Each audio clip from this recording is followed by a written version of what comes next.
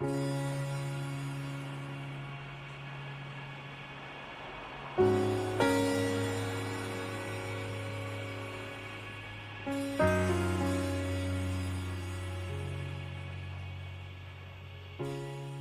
to another edition of Chicago Crossing Model Railroad. And for today, I thought we'd take a step back, zoom out, and take a look behind the scenes at the train room, where all the cool stuff for CCMR actually happens. So like many layouts, I guess you could call this a basement empire. Granted, this one is about 3 foot by 7 foot, perfectly sized for a room that is about 9 feet by 13 feet in a basement. Not a lot of room for model railroading, but this room has everything I need.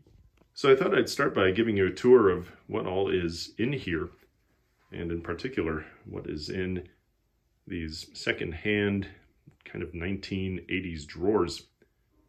Because everything in there is pretty much what makes the railroad go. Start over here.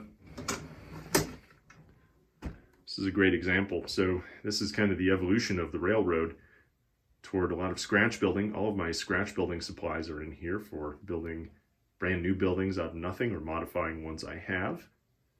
Also on the left, a lot of 3D printed items, some of which are just spares in case something breaks or needs adding to on the railroad. In addition, a lot of vehicles, containers, loads, stuff like that. Next drawer over, you have essentially a library of paints. Most of the stuff I use is either Tamiya or Vallejo. Also have some oils and a few other things just based on what I need. Lots of brushes though, that's all sitting underneath here, as well as in a few different boxes. You can see at least one set of them. I would say I probably have about 20-30 brushes at least, most of which are very, very small, meant for detailing and things like that.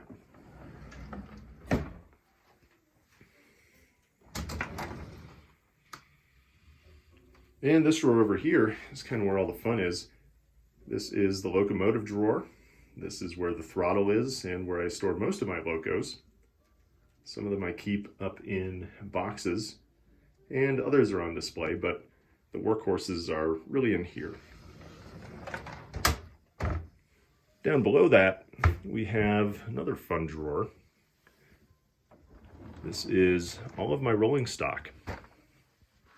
Most of it is 1970s through modern current times.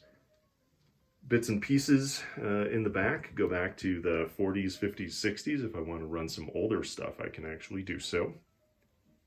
About maybe 40% to 50% consists of models that were bought like new and were then hand weathered in order to provide a little bit more realism to them. It's one of my favorite things to do with railroad cars, is to weather them by hand.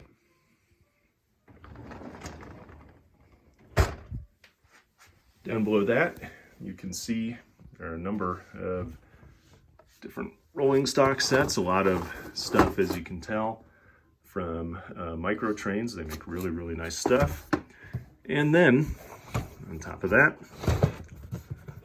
also have sort of a tackle box of miscellaneous rail cars. Some of these are recent purchases that were just bought secondhand without boxes. And others are sort of childhood artifacts. I started playing with N-scale trains back when N-scale trains were probably a little bit more toys than they were highly realistic models. And so, you know, when I was a kid, you have an allowance. You go buy things like that because you can afford them, put them on your layout, and they bring a lot of joy. So I keep these around. They're sentimental value, and, you know, on occasion I'll actually make a converter car to the old Rapido style couplers and just sort of run this stuff. It's kind of a fun nostalgia trip. Down in the lower drawers, we have all of the modeling supplies. You can see craft paints, Liquitex, matte media, Mod Podge gloss media. There's also some of this stuff here, golden regular semi-gloss, a lot of that for rivers, bodies of waters, etc. There's a few rattle cans back there of some different colors from early on, as well as a bunch of other supplies for static grass, turf, etc. And then in this rolling drawer here is more or less a library of all the spare parts or semi-built or unbuilt models that I use to customize other models or that have yet to be built. So up on the left-hand ledge here, you can see a whole bunch of different buildings. These are sort of spares, but they give me the opportunity to kind of change things up on the layout. For instance, you can see that materials industry right there.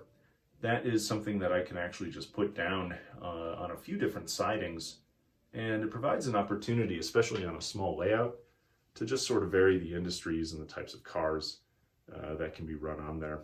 Keeps it fresh, keeps it with a little bit more variety. And then up here, these are kind of some treasured artifacts here.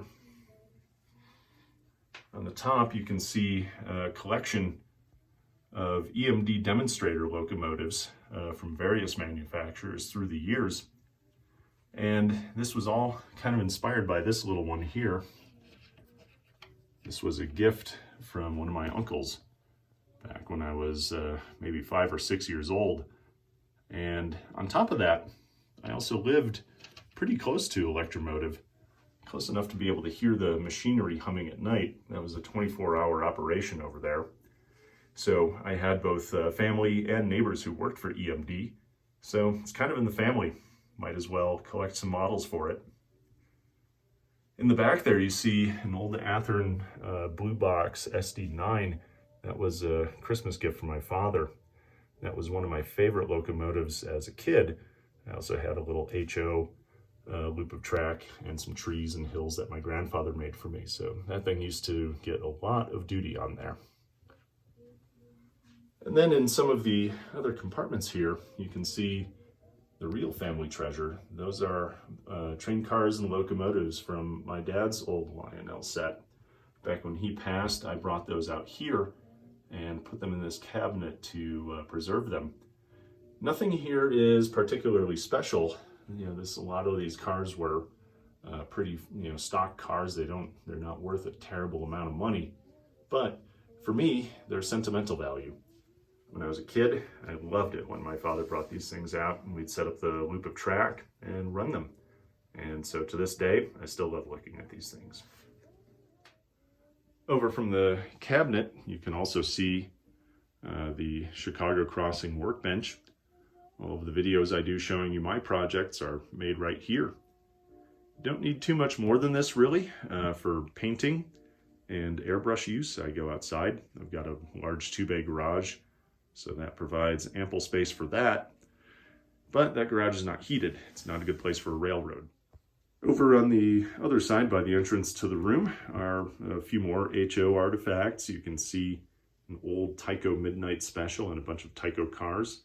Those were gifts from my grandparents back when my grandfather built that loop of track for me.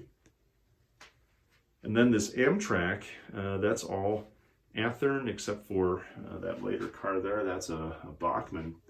But that also was a gift, and I loved those cars. And those are actually really nice models. By today's standards, not terribly detailed. Back then, I thought I hit the big time when I had these. And on top of that, I have some old watercolors of areas in Chicago. Those were inherited from my grandparents. I have an old style mug. It's basically a Chicago artifact that is required. A CTA sign. When I lived in the city, that was a Blue Line stop. I used to go to a lot. I lived pretty close to Western Avenue, so that was pretty common. And some other kind of Chicago related train items. So that's about it for the Chicago Crossing Model Railroad Room. Anything in here you want to see? Anything you want to know about what I use to help build up this layout, detail it, paint it, etc.